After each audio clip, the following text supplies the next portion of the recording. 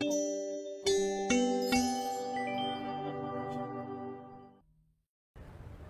ketika saya mendapatkan kesempatan melakukan wawancara dengan para pelaku bom Bali, pelaku terorisme bom Bali tahun 2003, Gus.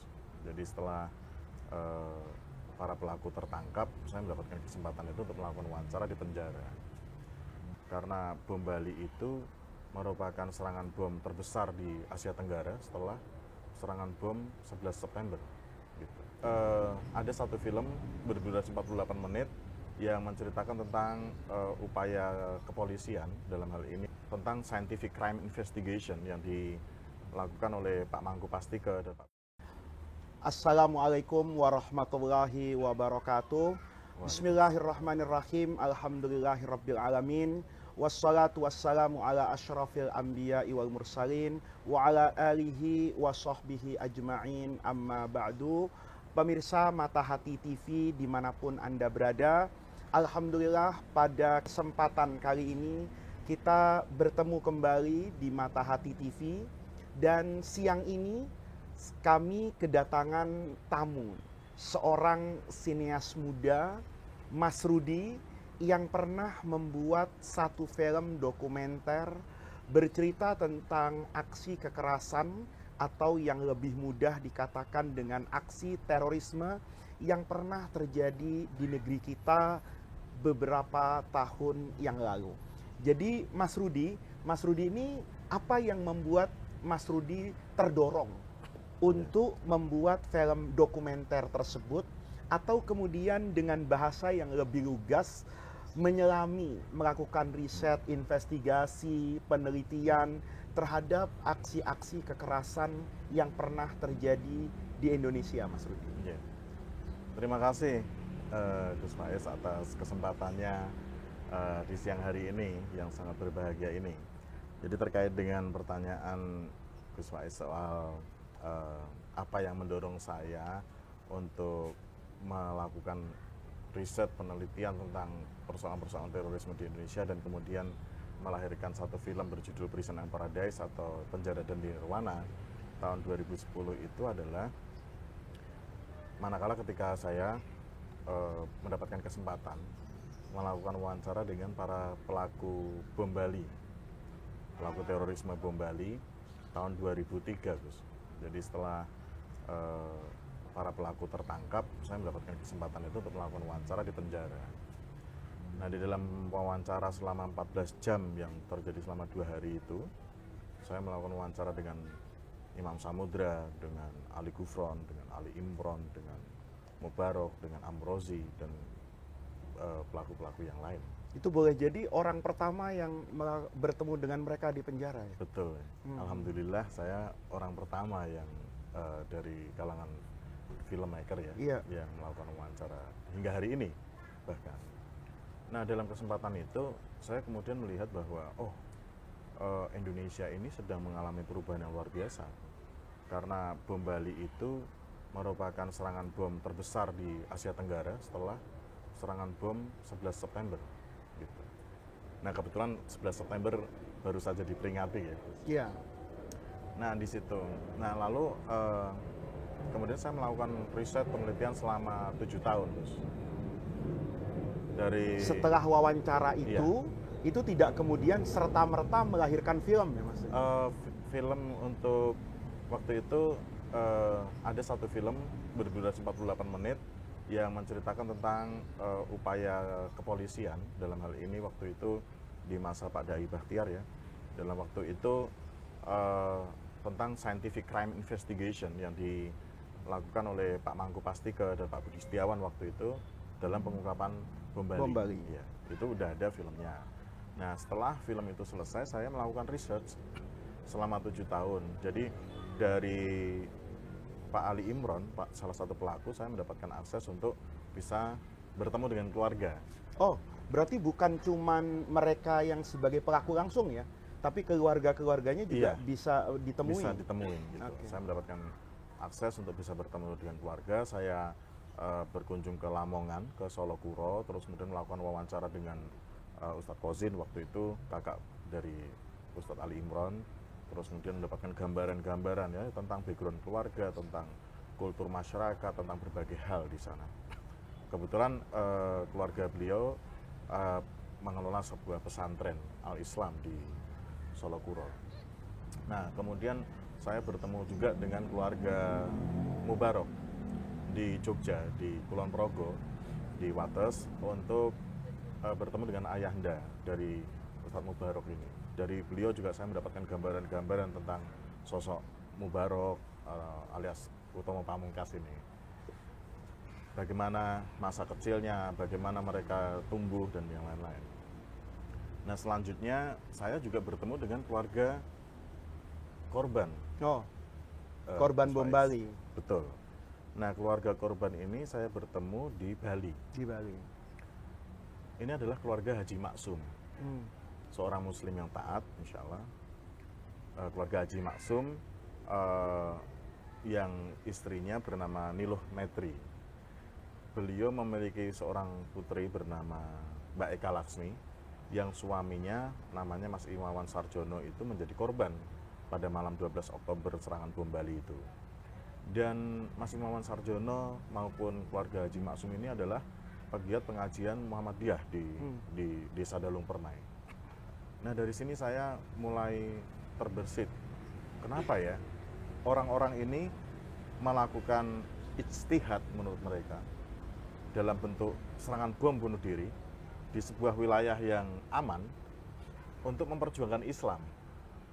Klaimnya begitu. Tetapi korbannya orang Islam sendiri.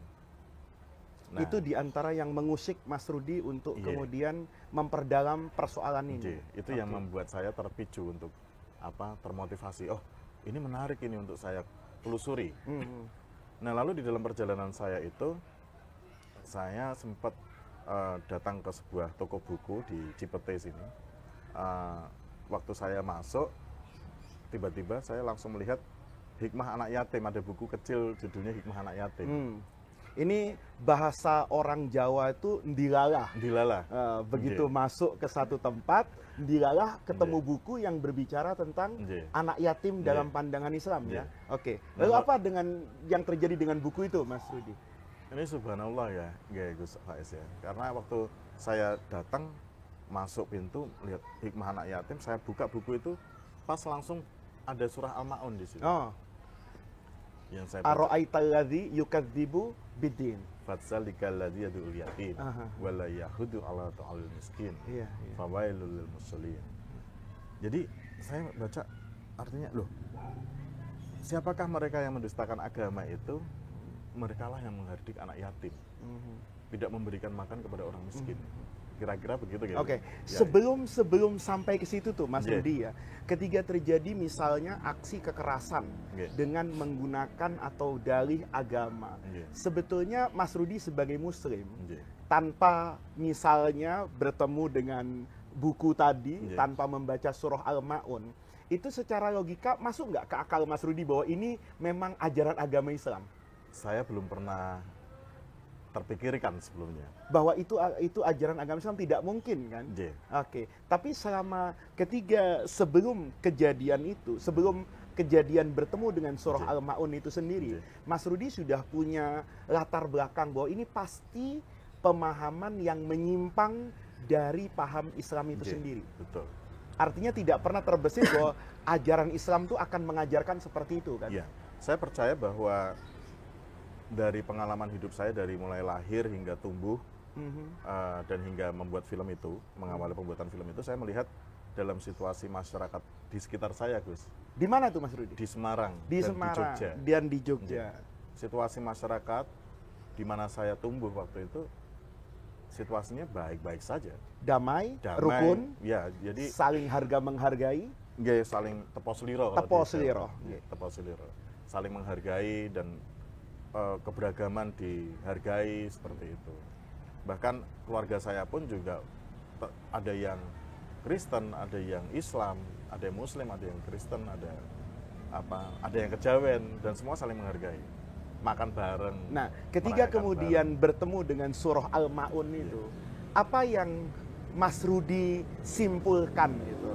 Keyakinan apa yang kemudian Mas Rudi melakukan apa yang Mas Rudi lakukan itu sebagai bagian juga dari pencerahan kepada masyarakat kan, bahwa itu bukan ajaran agama Islam. Betul. Saya kira di dalam surah Amanah udah jelas bahwa orang yang menghardik anak yatim mendustakan agama. Ya. Lah ini ada orang memperjuangkan Islam, bikin bom bunuh diri, melahirkan anak-anak yatim baru. Betul. Karena di film saya itu Gus, ada keluarga korban ini, Mas Imawan Sarjono sama almarhum sama Mbak Eka Laksmi ini punya anak namanya Aldi dan Alif. Mereka anak-anak yang hafiz Quran. Aldi terutama suka membaca Al-Quran. Nah mereka dengan adanya bom Bali Kehilangan ayah menjadi yatim. Iya. Itu membuat saya terenyuh itu. Jadi saya melihat bahwa apa yang dilakukan oleh para pelaku bom Bali tidak sesuai dengan ajaran agama Islam. Jadi itu secara alamiah timbul kesadaran langsung kan, bahwa ini pasti bukan ajaran agama Islam. Karena Islam yang saya rasakan selama ini, Islam yang saya dapatkan dari guru-guru saya, itu tidak seperti itu. Ini kalau pemirsa misalnya mengaitkan ini, sebentar lagi kita masuk ke bulan Rabiul Awal. Rabiul Awal itu di mana bulan dilahirkannya Rasulullah Shallallahu Alaihi Wasallam. Dalam tradisi masyarakat Muslim di banyak belahan dunia itu kan memperingati Maulid Nabi.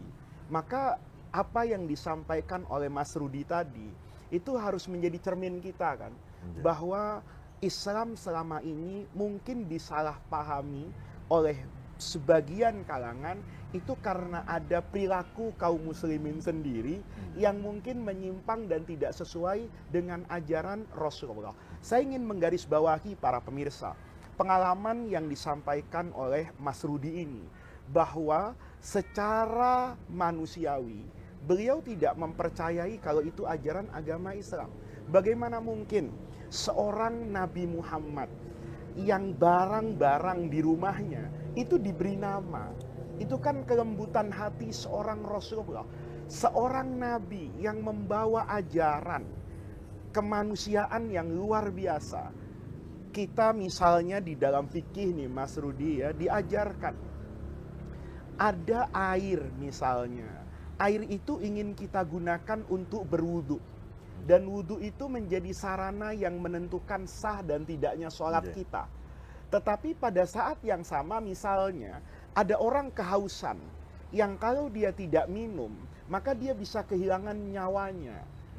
Agama mengatakan air yang sudah saya siapkan untuk wudhu tadi serahkan kepada orang lain, terlepas orang itu agamanya apa, etnisnya apa, tetapi sebagai manusia saya punya kewajiban untuk menjaga hak hidup saudara saya sesama manusia. Ini kan ajaran yang luar biasa. Bahkan kalau kita membaca hadis lain misalnya, dulu ada kisah yang menarik itu Mas Rudi. Ada seorang wanita yang pekerjaannya tidak baik, dikatakan pelacur misalnya. Kemudian pada saat yang sama dia melihat ada anjing yang kehausan. Terfikirkan oleh pelacur, anjing ini kehausan, jangan-jangan karena dalam keyakinan mayoritas umat Islam, air liurnya anjing itu kan najis mughalladhah, najis yang berat. Jadi orang mungkin tidak suka sama anjing karena aspek kenajisannya. Oleh karena itu dia membayangkan, saya juga sebagai perempuan yang bekerja bukan pada pekerjaan yang baik, itu dianggap najis dan dijauhi oleh orang. Dan saya merasakan betul rasa tidak enak dijauhi oleh orang itu. Maka perasaan yang sama pasti akan dialami oleh seekor anjing tadi sampai kehausan. Hatinya menjadi kasih sayang, dia ambil air dari sumur, itu menggunakan sepatunya Mas Rudi. Sepatu yang tentu dibeli dari hasil pelacuran tadi. Diberi minum. Saat diberi minum anjing tadi, fasyakarallah. Anjing itu bersyukur kepada Allah, ya Allah, alhamdulillah saya bisa minum karena budi baik perempuan itu. Nanti kata Rasulullah, perempuan tadi itu jadi masuk ke dalam apa ini? Surga. Ini kan agama yang luar biasa. Ada anjing bertemu pelacur, maka pertemuan keduanya itu menghantarkan orang yang berlumuran dosa itu kelak bertemu dengan Allah dalam ridhonya di dalam surga. Nah, kalau kita kemudian kaji lebih dalam lagi, Maka tindakan-tindakan seperti itu rasanya memang jauh dari ajaran agama. Ada kisah yang menarik lagi nih Mas Rudi ya, berbicara tentang Rasulullah Shallallahu Alaihi Wasallam. Saat Nabi itu hijrah dari Mekah ke Madinah. Ini kehidupan Rasulullah di Madinah. Ini perlu kita telaah secara dalam. Kenapa? Kalau dulu di Mekah, Nabi itu kan lembut. Sering orang katakan wajar lembut, tidak berkuasa. Wajar Nabi itu mengalah minoritas. Karena di Mekah itu kan Nabi dakwahnya sembunyi-sembunyi, orang Islamnya sedikit, sudah sedikit pengikut Nabi itu kebanyakan dari kaum yang lemah. Tetapi begitu Nabi sampai ke Madinah, hijrah, maka keadaan itu kan berbalik 180 derajat. Umat Islam yang asalnya sedikit menjadi mayoritas di Madinah. Umat Islam yang asalnya lemah di Mekah menjadi penguasa di kota Madinah. Maka begitu Rasulullah sampai di Madinah, itu ada seorang Yahudi, Mas Rudi, namanya Abdullah bin Salam. Abdullah bin Salam itu penasaran. Ini nabinya orang Islam, Nabi Muhammad ini, begitu sampai di Madinah menjadi penguasa, kira-kira pesan yang pertama akan disampaikan Rasulullah itu apa? Bayangannya kan orang lemah, itu kalau berkuasa kadang-kadang kacang lupa sama kulitnya. Boleh jadi dendam kan? Maka akan mengatakan jangan-jangan perintah pertama serang. Jangan-jangan perintah pertama bunuh. Jangan-jangan perintah pertama adalah bumi hangus yuk kota Mekah sebagai pembalasan kita atas perilaku mereka di masa lalu. Tapi yang menarik di dalam hadis itu, yang diriwayatkan oleh begitu banyak ahli hadis, itu ketika Rasulullah sampai di kota Madinah, Abdullah bin Salam itu berpikir, apa yang mau disampaikan oleh Nabi? Tiba-tiba Nabi, pesan pertama saat datang di kota Madinah, itu afsus salam. Tebarkanlah assalam, kedamaian. Wa at'imut ta'am. Kalau punya makanan itu dibagi. Berarti yang ditekankan pertama kali ini adalah kesolehan sosial. Soleh kepada sesama anak bangsa. Soleh kepada sesama penduduk di kota Madinah. Tebarkanlah assalam. Dan itu menarik Mas Rudi. Karena kemudian Rasulullah nanti akan mengutarakan begitu banyak hadis. Kata Nabi, orang yang beriman kepada saya itu disebut muslim dan disebut mukmin. Maka di dalam hadis Nabi mengasih kriteria tuh. Al-muslim itu siapa? Man salimahul muslimun. Yang orang muslim lain itu bisa salam, damai, aman, ya kan? Sama al-mu'minu man aminahun nas. Jadi kalau saya misalnya nih Mas Rudi ya, Mas Rudi hidup bertetangga dengan saya. Mas Rudi saya tahu kalau saya itu ustadz, saya itu gus, saya itu ahli agama. Tapi Mas Rudi nggak merasa aman tuh hidup berdampingan dengan saya. Takut motornya hilang, takut kalau malam terganggu oleh suara misalnya pengajian yang berlebihan, misalnya sampai jam 12 malam setiap hari, subuh 4:30, saya dari jam 2 nyalakan speaker misalnya. Maka berdasarkan hadis tersebut, saya bukan kriteria orang mukmin yang baik. Saya bukan masuk kriteria muslim yang sempurna.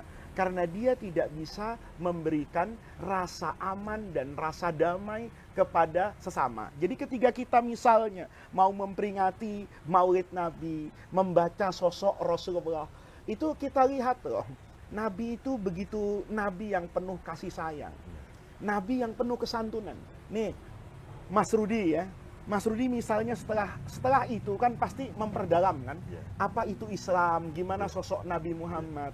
Kira-kira Mas Rudi punya gambaran nggak? Kalau sosok Nabi itu sosok yang suka mencela, sosok yang suka misalnya berkata-kata kasar, mengancam-ngancam, mengintimidasi orang misalnya. Apa yang Mas Rudi dapatkan setelah itu? Jadi apa yang saya temukan dari hasil wawancara dengan para pelaku bom Bali itu, Gus? Iya. Saya tahu mereka adalah orang-orang yang terdidik melakukan segala yang dituntut oleh agama. Sholat sunnah, sholat wajib, puasa, hafiz Quran, melakukan jihad bahkan ke Afghanistan. Tetapi apa yang mereka lakukan di bom Bali itu sama sekali tidak ada terkait dengan sifat-sifat baik Rasulullah. Saya yakini itu. Kenapa demikian? Karena di dalam bayangan saya, sosok Rasulullah ini adalah sosok yang selembut-lembutnya lembut, Iya. seramah-ramahnya ramah. Sosok manusia yang terbaik di Iya. dalam yang diciptakan oleh Allah Subhanahu wa taala. Iya. Jadi saya melihat bahwa ini yang membuat saya terus ingin memperdalam, bahwa saya kemudian menemukan bahwa gambaran ketika Rasulullah hijrah ke Madinah di masa itu, dalam masa hijrah kepemimpinan Rasulullah, saya mendapati banyak catatan tentang kemajuan peradaban. Iya. Kalau saya punya pengalaman pergi ke Timur Tengah, ke Mesir misalnya, Iya. atau ke Uni Emirat Arab, atau ke tempat-tempat itu, orang-orang di sana yang tadinya kukunya hitam-hitam, terus nggak pernah mandi, nggak pernah wudu, nggak pernah berkontemplasi, kemudian menjadi terdidik, menjadi intelektual gitu, menjadi masyarakat yang madani. Dan apa yang dicita-citakan oleh para pelaku terorisme itu jauh dari mereka. Para pelaku terorisme kan ingin mendirikan sebuah negara berasaskan agama mereka, Agama Islam. ya kan? Tetapi itu jauh dari apa yang Rasulullah lakukan. Bahwa ketika beliau hijrah dari Mekah ke Madinah, terus kemudian kembali ke Mekah dan penaklukan Mekah dengan cara yang sangat mudah, Betul. tidak dengan pedang, Tidak dengan tetapi dengan intelektualitas, Iya. dengan intelektual, dengan ilmu pengetahuan. Betul. Saya rasa begitu. Itu hikmah Itu dari bom Bali. hikmah Yang dari sebelum itu Mas Rudi Saya tidak sendiri tahu.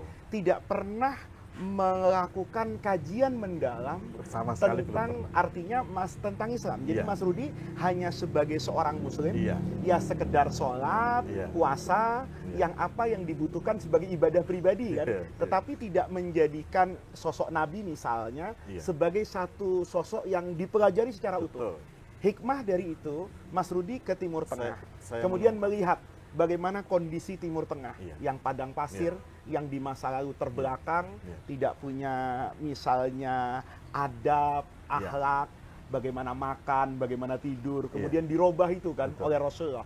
Bagaimana Nabi itu jangankan mengajarkan yang besar-besar. Iya.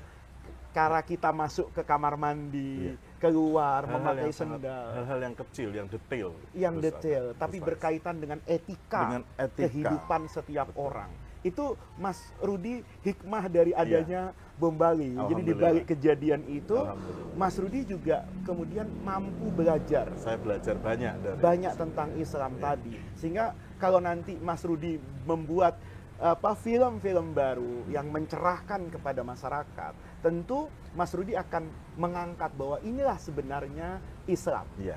Itu tadi luar biasa. Jadi ketika Nabi Muhammad itu masuk ke Mekah, itu kan bisa dibayangkan kan. Iya. Seandainya yang masuk ke Mekah waktu itu Muhammad Faiz, Iya. saya pasti dendamnya saya tumpahkan kan. Betul. Ini orang-orang yang mengusir saya, mengintimidasi saya, melukai saya, bahkan berniat membunuh saya. Iya. Tapi hari itu tidak ada darah yang tertumpah. Iya. Nabi masuk dengan penuh kedamaian. Iya. Itu karena Nabi menyebarkan ajaran agama ini dengan akhlak. Iya.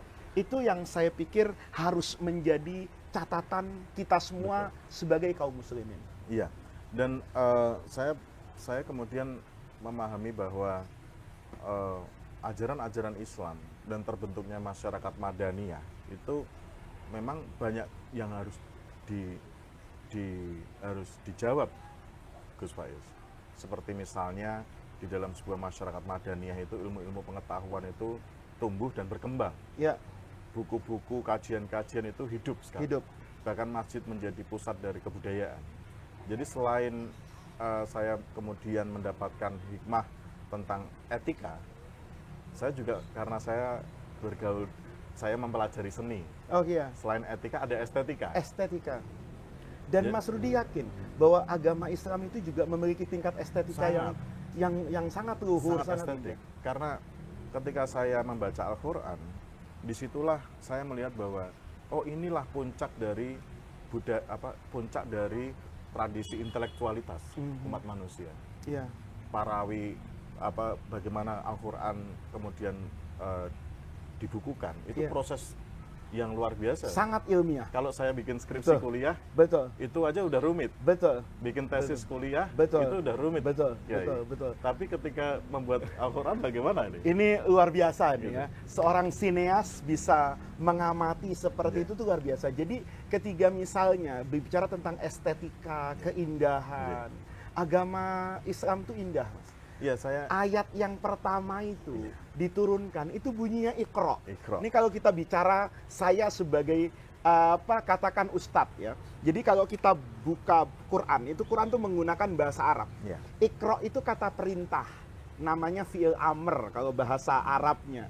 Kemudian setiap amr, ini kan ada makmurnya. Setiap perintah ada yang apa yang diperintahkan kan. Iya. Kalau saya bilang sama Mas Rudi, kita minum yuk. Iya. Nah, karena kita di kafe ini harusnya kita minum kopi, tapi kopinya belum keluar Belum Mas keluar. Rudi. Tenang aja. Ini Kita kan panitianya mana nih? minum gitu kan. Iya. Kalau minum Mas Rudi pasti tanya kan, Iya. minum apa Gus Iya. gitu Iya. ya. Ya mungkin harusnya dijelaskan kan, minum teh, Iya. minum kopi, Iya. minum air kelapa. Iya. Sebagaimana perintah Nabi, Iya. perintah Quran Iqra. Iqra tuh baca. Iya. Kan maka timbul pertanyaan, apa yang harus dibaca? Ternyata itu tidak disebut oleh Al-Quran. Tidak disebut. Sehingga kata Quran, Iqra, baca.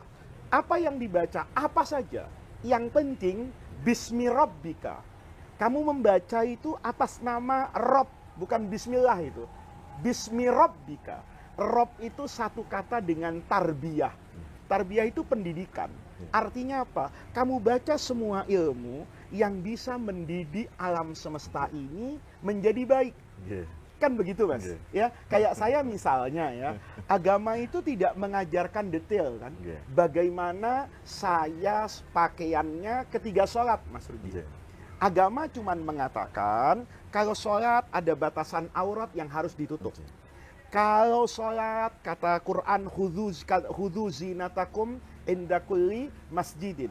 Kamu nanti perintah agama bilang, setiap mau ke masjid, itu khudhu zinatakum inda kulli masjidin. Kalau mau sujud. Nah, ini kemudian saya perlu belajar ilmu kan.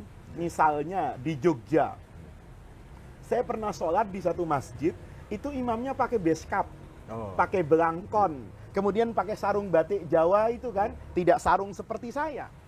Tiba-tiba dia maju ke depan, dia menjadi imam, bacaan Qurannya bagus. Saya dalam hati kemudian berkata, ini karena di Jogja, peradaban mengatakan bahwa baju yang paling bagus itu baju itu. Iya. Maka ketika itu dipakai di Jogja, itu menjadi satu penghormatan kepada agama. Tentu beda lagi kalau nanti misalnya Mas Rudi ada di Eropa.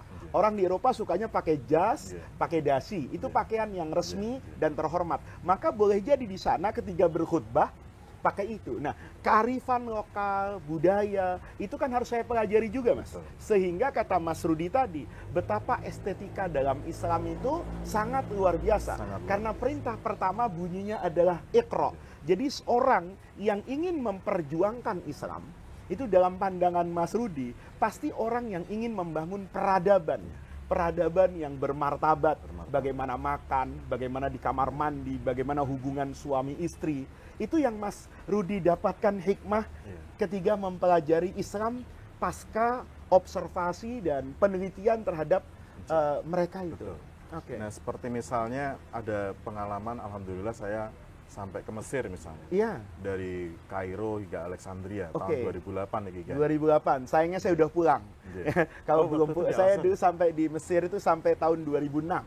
Ya, Oh, dari iya. awal 2000-an. Oh, saya Ha. sama adik-adik kelasnya. Iya, Kiai. baik, baik. Jadi ini kalau boleh saya cerita, Gus Faiz, saya pernah sujud di sebuah masjid pertama di benua Afrika, Iya, di Mesir, namanya Amr- Masjid Amir bin As. Amr bin As. Saya cari Di tempat Mesir yang tua. paling- Iya, saya cari tempat yang paling sudut sana, Aha. sepi sekali, hening. Nah, ketika saya mau masuk dan keluar dari Amir bin As itu masjid sangat indah, Iya, estetik sekali. Iya. Tapi di luarnya Iya. pesing. betul. Ini mohon maaf bukan karena Iya. kita Iya, pesing. Saya membandingkan, ya kemudian mulai membandingkan, ada Iya. perbandingan. Kalau kita di Indonesia, iya, di Indonesia itu kalau kita ke masjid-masjid atau surau-surau atau Iya. apa, semuanya bersih. bersih. Itu yang salah satu hikmah yang saya dapatkan dari perjalanan membuat film. Jadi saya rasa Indonesia ini atau tanah Nusantara, tanah dan air Nusantara ini mendapatkan apa barokah yang luar biasa, Iya. seperti yang para kiai sampaikan. Gitu. Itu salah satunya. Jadi dalam hal tidak harus identik di mana agama itu pertama kali turun. Tidak harus identik seberapa besar pengetahuan orang terhadap agama. Tapi yang lebih utama, seberapa terlihat agama itu Betul. dalam konteks keseharian Sepakat. kita.